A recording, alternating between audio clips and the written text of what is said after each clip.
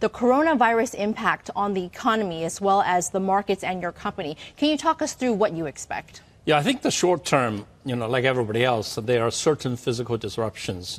People are not coming into the offices. But the market, generally speaking, electronic market, it doesn't really require a lot of people to get together.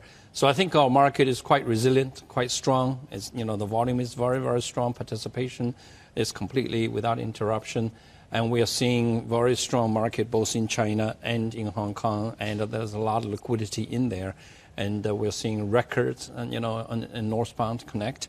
So I think it looking fine. But the IPO market, some of the early months IPOs probably is going to get impacted because they do require physical roadshows and investor meetings. All right. Now, on those IPOs, $40 billion was raised in Hong Kong last year, putting Hong Kong at the top of the charts. I believe there's 120 active IPO applications. How much is the coronavirus outbreak impacting companies that want to come to market? Well, I think generally speaking, the first half, second half is way more than the first half. Usually, the bulk of the offering are all going to be in the second half after the summer. That's pretty much the market practice. And maybe 20–30% sometimes get done in the first half. This is largely due to certain reporting cycles.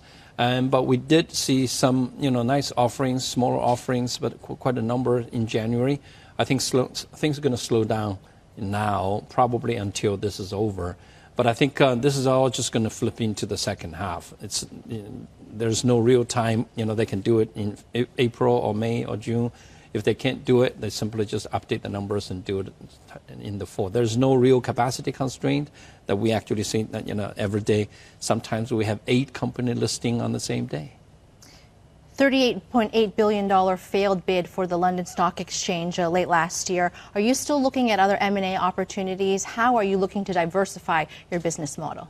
Well, we're always looking. We're looking at our own organic growth. We're looking at our own equity business, which is very strong, very robust, connected with China, with the structural growth coming. Meanwhile, we're building out into commodities, building out into FIC. Those are the areas where we do not inherently have the capacity today. So we will build those capacities either by building in a connectivity with China or building the capacity of platform ourselves, or look for inorganic opportunities should they present themselves. So we keep our options open and we're looking, and hopefully next time we will succeed.